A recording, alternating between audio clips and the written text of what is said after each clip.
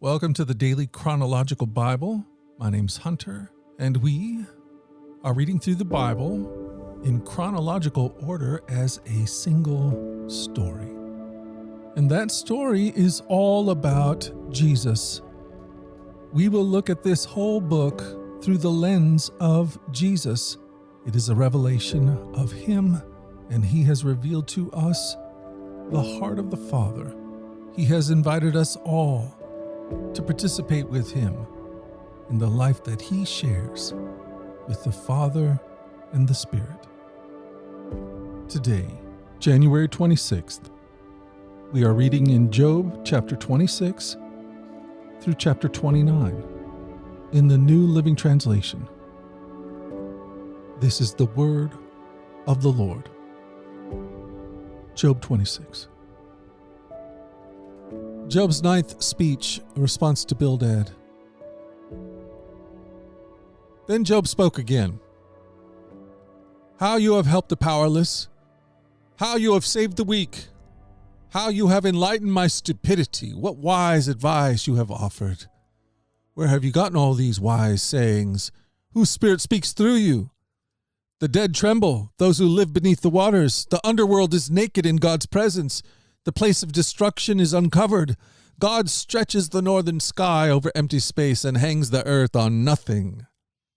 He wraps the rain in His thick clouds, and the clouds don't burst with the weight. He covers the face of the moon and shrouded it with His clouds. He created the horizon when He separated the waters. He set the boundary between day and night. The foundations of heaven tremble.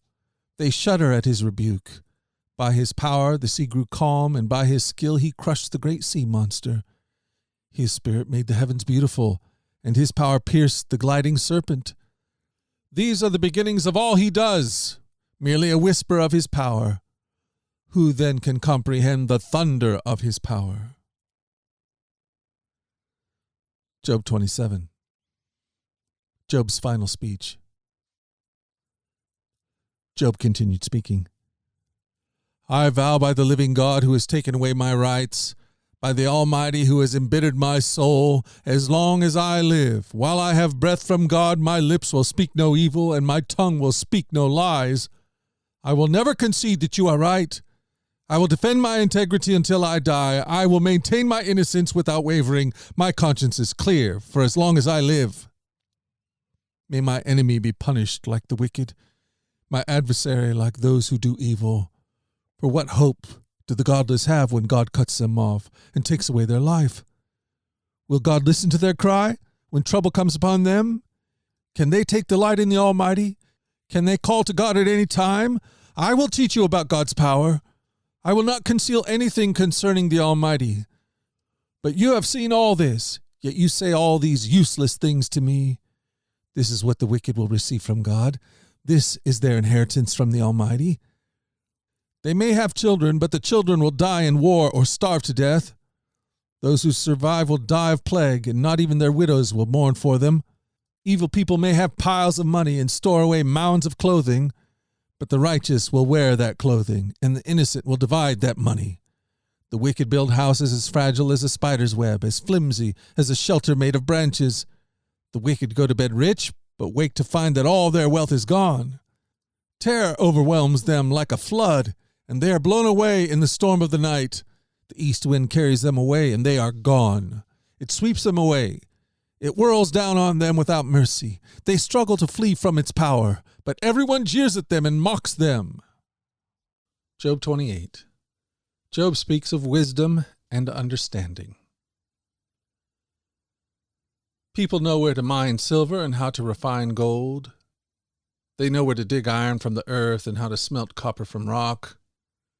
They know how to shine light in the darkness and explore the farthest regions of the earth. As they search in the dark for ore, they sink a mine shaft into the earth, far from where anyone lives. They descend on ropes, swinging back and forth. Food is grown on the earth above, but down below the earth is melted as by fire. Here the rocks contain precious lapis lazuli, and the dust contains gold. These are treasures no bird of prey can see, no falcon's eye can observe. No wild animal has walked upon these treasures. No lion has ever set its paw there. People know how to tear apart flinty rocks and overturn the roots of the mountains. They cut tunnels in the rocks and uncover precious stones. They dam up the trickling streams and bring to light the hidden treasures. But do people know where to find wisdom? Where can they find understanding? No one knows where to find it, for it is not found among the living. It is not here, says the ocean, nor is it here, says the sea.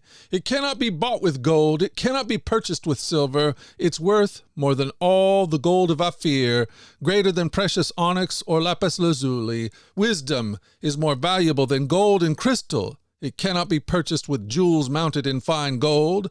Coral and jasper are worthless in trying to get it. The price of wisdom is far beyond rubies. Precious peridot from Ethiopia cannot be exchanged for it. It's worth more than the purest gold. But do people know where to find wisdom?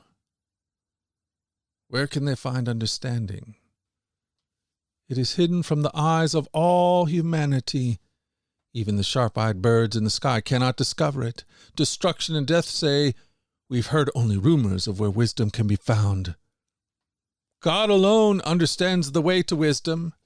He knows where it can be found, for he looks throughout the whole earth and sees everything under the heavens. He decided how hard the winds would blow and how much rain should fall. He made the laws for the rain and laid out the path for the lightning. Then he saw wisdom and evaluated it. He set it in place and examined it thoroughly. And this is what he says to all humanity. The fear of the Lord is true wisdom. To forsake evil is real understanding. Job 29. Job speaks of his former blessings. Job continued speaking. I long for the years gone by when God took care of me, when he lit up the way before me, and I walked safely through the darkness. When I was in my prime, God's friendship was felt in my home. The Almighty was still with me, and my children were around me. My steps were awash in cream, and the rocks gushed olive oil for me. Those were the days when I went to the city gate and took my place among the honored leaders. The young stepped aside when they saw me, and even the aged rose and respected my coming. The princes stood in silence and put their hands over their mouths. The highest officials of the city stood quietly, holding their tongues in respect. All who heard me praised me. All who saw me spoke well of me, for I assisted the poor in their need and the orphans who required help. I helped those without hope, and they blessed me, and I caused the widows' hearts to sing for joy. Everything I did was honest. Righteousness covered me like a robe, and I wore justice like a turban. I served as eyes for the blind and feet for the lame. I was a father to the poor and assisted strangers who needed help. I broke the jaws of godless oppressors and plucked their victims from their teeth.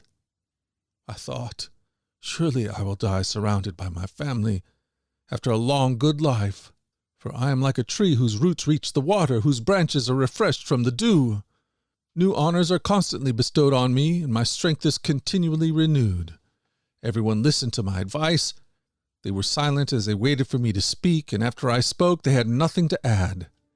For my counsel satisfied them. They longed for me to speak, as people long for rain. They drank my words like a refreshing spring. When they were discouraged, I smiled at them. My look of approval was precious to them. Like a chief, I told them what to do. I lived like a king among his troops and comforted those who mourn. This is the word of the Lord. The Daily Chronological Bible. Join us at our flagship podcast, The Daily Radio Bible, where we read through the entire Bible over the course of a year. In our daily reading and meditation, we open our hearts to the God who is love. Find out more at dailyradiobible.com or wherever you get your podcast. These podcasts are entirely listener-supported. If you'd like to partner with us to make sure that these podcasts continue each and every day, you can do that by going to dailyradiobible.com and clicking the donate link. The Daily Radio Bible is a ministry of the Trinity Commission, and all your gifts are tax deductible. Until tomorrow, let's go forward in God's joy. Let's let His joy be our strength. And let us always remember this, that you are loved. We'll talk again tomorrow. You take care.